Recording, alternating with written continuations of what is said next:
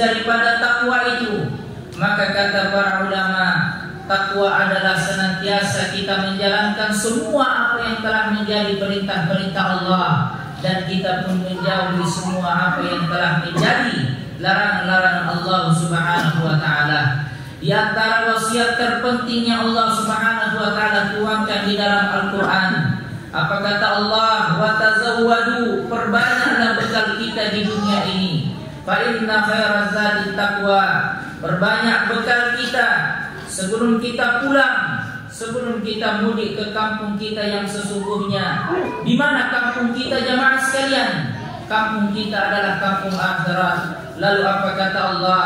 Fa inna khairaz zadi taqwa, ketahuilah sebaik-baiknya bekal yang kita sibuk kumpulkan di dunia ini, yang terbaik itu adalah bekal takwa kepada Allah Subhanahu wa taala. Hadirin jamaah Idul Adha yang dimuliakan oleh Allah, di pagi hari yang penuh berkah ini kita berkumpul untuk melaksanakan salat Idul Adha. Baru saja kita laksanakan rukuk dan sujud sebagai manifestasi perasaan takwa kita kepada Allah Subhanahu wa taala.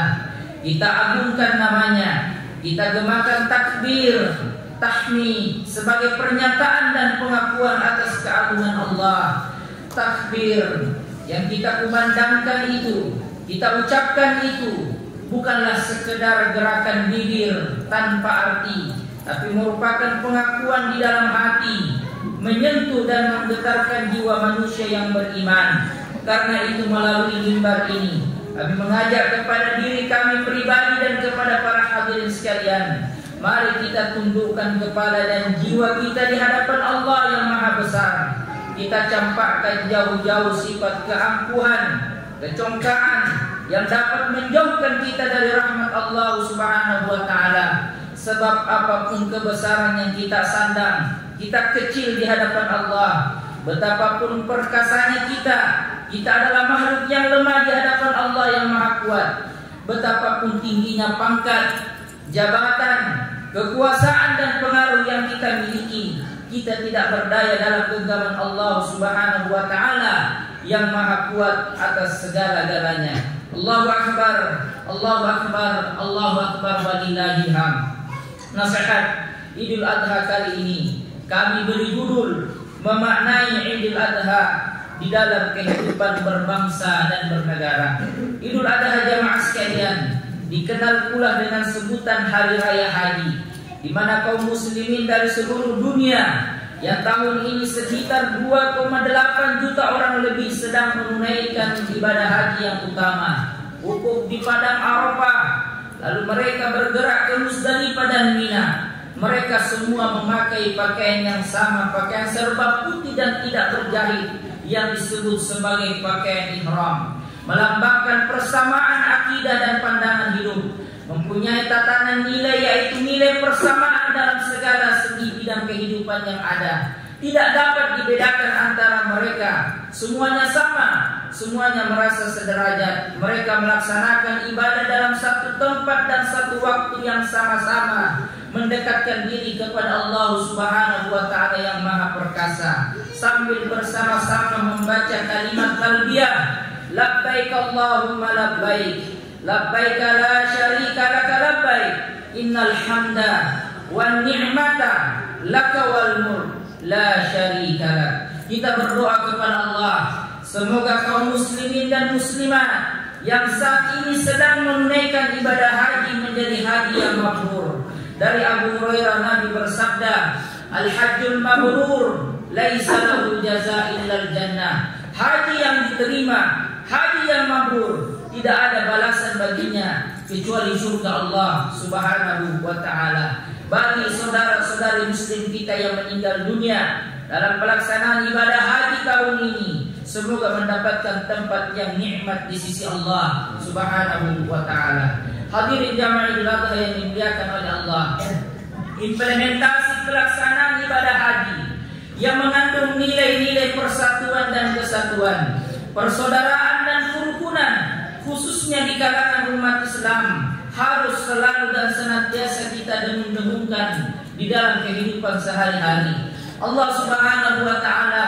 menciptakan kita dalam keberagaman yang indah, berbagai suku, bangsa, warna kulit dan keyakinan agama menyatu dalam satu kesatuan ciptaannya. Namun dengan anugerah kebebasan beragama yang diberikannya, kita juga diberikan tanggung jawab untuk menghormati keberagaman dan perbedaan tersebut. Sebagai umat yang beragama, kita saling menghormati dan menerima perbedaan adalah fondasi bagi persatuan dan kesatuan. Kita diberi tugas untuk menjaga keharmonisan antar umat beriman, sehingga tidak ada ruang bagi konflik yang dapat merusak persatuan kita. Begitu pentingnya nilai-nilai keberagaman yang mengedepankan persatuan ini, sehingga Allah Subhanahu wa Ta'ala dalam Al-Quran memberikan petunjuk dan perintah agar senantiasa kita menjaga persatuan tersebut. Surah Ali Imran ayat 103, Allah Subhanahu wa Ta'ala berfirman, wa'tasimu bihablillahi jami'an wa la tafarraqu,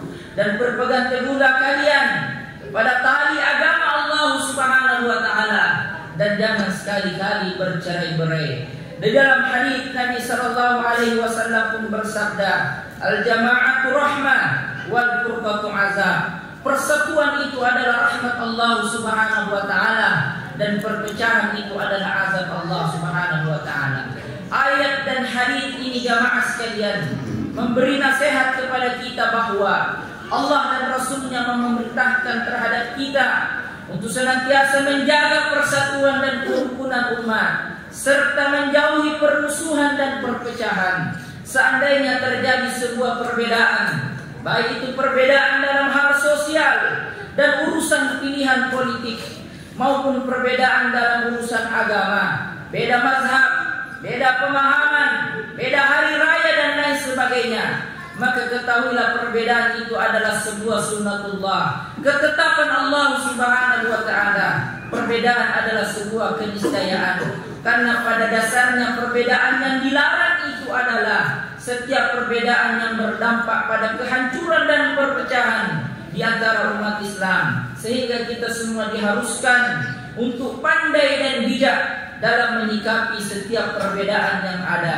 Jamaah salat Idul Adha rahimakumullah, kerukunan dan persatuan harus terus kita pertahankan. Terlebih lagi kita sadari bahwa sebentar lagi bangsa kita akan memasuki atmosfer udara pesta demokrasi, yaitu pemilu kada serentak di berbagai daerah, baik itu pemilihan bupati, wali kota maupun pemilihan gubernur. Maka ini harus selalu kita lalui secara dewasa, arif dan bijaksana. Silahkan memiliki pilihan yang berbeda, namun perbedaan pilihan itu jangan sampai mencederai kerukunan dan persatuan di antara kita semua. Apatah lagi sejarah telah mencatat baru-baru ini kita sudah melewati berbagai tahapan pemilihan umum di bulan Februari yang lalu, baik itu pilpres maupun pemilu legislatif.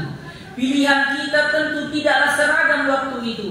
Maka inilah demokrasi yang memberikan kepada semua warga Indonesia kebebasan yang mutlak dalam memilih calon pemimpin. Berbagai dinamika di tahun politik sudah kita saksikan bersama, dan alhamdulillah bangsa kita dapat melalui semua itu dengan baik tanpa adanya pertikaian dan perpecahan. Saatnya kita menyatu kembali dalam konteks kebangsaan. Kita adalah satu dan menyatu dalam satu negara, yaitu Indonesia. Kepentingan kita adalah menjaga negeri ini tetap utuh, dan keutuhan tersebut hanya dapat diwujudkan oleh rakyatnya yang selalu mencintai persatuan, perdamaian, dan mencintai persaudaraan. Maka umat Islam yang merupakan mayoritas penduduk Indonesia harus mampu menjadi motivator dan dinamisator dalam rangka mewujudkan persatuan dan kesatuan di negeri yang kita cintai ini. Hadirin rahimakumullah, momentum Idul Adha kali ini harus mampu menjadikan kita untuk merefleksi diri dengan mempererat persatuan dan kesatuan, dan kembali kepada nilai-nilai luhur bangsa dan ajaran agama kita yang amat sangat mulia. Karena tidak bisa kita pungkiri saat ini jamaah sekalian, masih ada sebagian pihak yang masih memanfaatkan sarana sosmed, sosial media, dengan menyebarkan berita hoax, berita bohong, fitnah, hate speech, ujaran kebencian, paham radikalisme yang mengarah kepada tindakan yang destruktif, ya, paham komunisme, liberalisme, intoleransi, isu-isu sara yang akhirnya saling menghujat, saling mencaci antar sesama anak bangsa, bahkan sesama umat Islam itu sendiri. Hadirin rahimakumullah, persaudaraan itu terbagi menjadi 3. Ada persaudaraan ukhuwah Islamiyah, persatuan sebagai sesama umat Islam; ukhuwah wataniyah, persatuan sebagai sesama bangsa; dan ukhuwah basyariyah, persatuan karena sama-sama ciptaan Allah, sesama anak manusia. Oleh karena itu mari kita tingkatkan kualitas hablum minan nas kita dalam arti menjaga dan memelihara hubungan kita kepada sesama agar tercipta kehidupan yang aman dan sentosa, sehingga menjadikan bangsa kita menjadi bangsa baldatun thayyibatun wa rabbun ghafur. Hadirin yang dimuliakan oleh Allah, di samping Idul Adha dinamakan sebagai hari raya haji, juga dinamakan sebagai Idul Kurban, karena merupakan hari raya yang menekankan pada arti berkorban. Kurban itu sendiri artinya dekat, sehingga kurban ialah menyembelih hewan ternak untuk mendekatkan kita kepada Allah Subhanahu wa taala. Diberikan daging kurban itu kepada fuqara wal masakin. Idul Adha yang kita peringati saat ini dinamakan juga sebagai Idul Nahar, artinya hari memotong kurban binatang ternak. Sejarahnya bermula dari ujian yang paling berat yang menimpa salah satu Nabi Allah yang bernama Ibrahim alaihi salatu wassalam.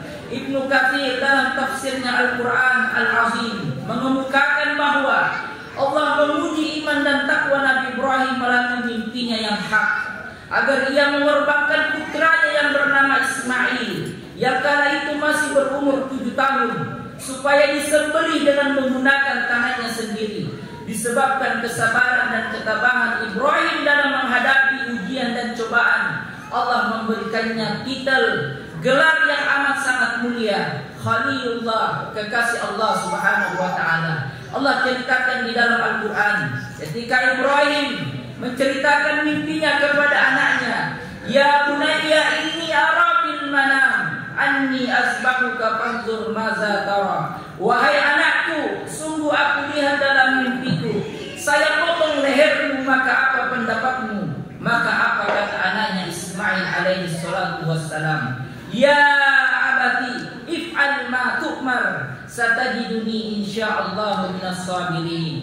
Wahai ayahanda, wahai bapakku, kerjakan apa yang Allah perintahkan kepadamu.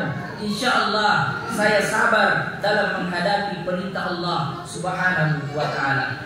Ketika keduanya siap untuk melaksanakan perintah Allah, ternyata datang iblis menggoda sang ayah, menggoda ibu, dan menggoda sang anak yang soleh. Dia datang silih berganti. Akan tetapi Nabi Ibrahim, Siti Hajar, Nabi Ismail tidak goyah oleh bujukan rayuan iblis yang menggoda tersebut agar membatalkan niatnya untuk melakukan perintah Allah. Mereka lempar iblis itu dengan batu, mengusirnya pergi, dan iblis pun lari tunggang langgang. Dan ini kemudian menjadi salah satu rangkaian ibadah haji, yaitu melempar jumratul ula, wusta, dan aqabah yang dilaksanakan di Mina saat ini. Hadirin jamaah Idul Adha yang dimuliakan oleh Allah, setelah sampai di suatu tempat, setelah Ismail putra tercinta yang ditunggu selama 83 tahun itu diterlentarkan dia di atas sebuah batu dan pisau pun diletakkan di atas lehernya, Ibrahim pun mulai menyembelih anaknya. Dia tekan pisau itu kuat-kuat, namun ternyata tidak mampan, bahkan tergores pun tidak. Dan pada saat itu Allah perintahkan Jibril untuk mengambil seekor kambing, seekor domba dari surga sebagai gantinya. Dan Allah Subhanahu wa taala berseru dalam firman-Nya, menyuruh Ibrahim untuk menghentikan perbuatannya, tidak usah diteruskan pengorbanan terhadap anaknya itu. Malaikat Jibril menyaksikan ketaatan keluarga ini luar biasa. Dia kagum. Jibril terlontar darinya suatu ungkapan, Allahu Akbar, Allahu Akbar, Allahu Akbar. Nabi Ibrahim menyambutnya, La ilaha illallah wallahu akbar. Lalu disempurnakan oleh Ismail, Allahu Akbar walillahil hamd. Jamaah Idul Adha yang dimuliakan oleh Allah, inilah sejarah pertama kalinya pelaksanaan ibadah menyembelih hewan kurban. Kurban yang diperintahkan kepada kita saat ini, tidak usah kita kurbankan anak kita, cukup binatang ternak kita, baik kambing, sapi, kerbau maupun hewan lainnya. Sebab Allah tahu kita tidak akan mampu mengorbankan anak kita seperti Ibrahim. Jangankan memotong anak kita, memotong sebagian harta kita untuk menyembelih hewan kurban, kita masih terlalu banyak berpikir. Memotong 2,5% harta kita untuk zakat, kita masih belum bisa menunaikannya. Memotong sedikit waktu untuk sholat 5 waktu, kita masih keberatan. Menunda sebentar waktu makan kita untuk berpuasa, kita tidak mampu melaksanakannya dan sebagainya. Begitu banyak dosa dan pelanggaran yang kita kerjakan yang mungkin membuat kita jauh dari rahmat Allah Subhanahu wa ta'ala.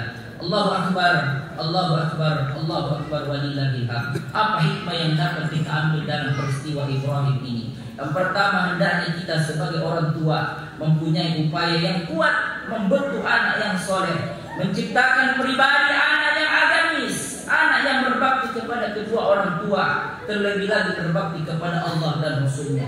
Yang kedua, perintah dan ketentuan yang telah digariskan Allah harus kita laksanakan secara mutlak, harus disambut dengan tekad sami'na wa ata'na, karena sesungguhnya ketentuan-ketentuan Allah pasti bermanfaat kembali untuk kita sendiri. Pelajaran yang ketiga adalah kegigihan syaitan yang akan terus mengganggu manusia agar kita membangkang dari ketaatan kepada Allah. Syaitan senantiasa berusaha menyeret manusia kepada kehancuran dan kegelapan. Maka kita senantiasa terus-menerus waspada terhadap tipu daya syaitan. Iktibar yang terakhir, yang keempat, jenis sembelihan berupa bahimah, berupa binatang ternak. Artinya dengan menyembelih hewan ternak itu, kita juga menyembelih sifat kebinatangan yang ada di dalam diri kita. Kita buang kecongkaan dan kesombongan kita, hawa nafsu hayawaniyah yang harus kita kendalikan. Jangan dibiarkan tumbuh subur di dalam hati kita. Allahu Akbar, Allahu Akbar, Allahu Akbar walillahil hamd. Akhirnya dalam kondisi seperti ini, ya, kita banyak berharap, kita berusaha dan berdoa. Mudah-mudahan kita semua, wabil khusus pemimpin kita, elit-elit kita, dalam berjuang tidak hanya mengutamakan kepentingan pribadi dan kelompok, tapi berjuang untuk kepentingan dan kemakmuran kita semua, bangsa dan negara. Hanya orang-orang yang bertakwalah yang sanggup melakukan perjuangan dan pengorbanan ini dengan sebaik-baiknya. La yanalallahu luhumuha wala dima'uha walakinna yanaluhu taqwa minkum. Daging-daging kurban, ya, darahnya itu nanti tidak sekali-kali dapat mencapai ridha Allah, tetapi ketakwaan kita lah yang mampu mencapai ridha Allah Subhanahu wa ta'ala. Allahu Akbar, Allahu Akbar, Allahu Akbar walillahil hamd. Akhirnya kita berdoa semoga Allah Subhanahu wa ta'ala menghindarkan negeri kita secara khusus dan negeri kaum muslimin secara umum dari segala bala, musibah, wabah, perpecahan dan permusuhan, kemungkaran, keburukan, kekejian, berbagai kesulitan dan kesusahan. Amin ya rabbal alamin. Barakallahu li wa lakum bil Qur'anil azim wa nafa'ani wa iyyakum bima fihi minal ayati wa dzikril hakim wa taqabbala minni wa minkum tilawatahu innahu huwal ghafurur.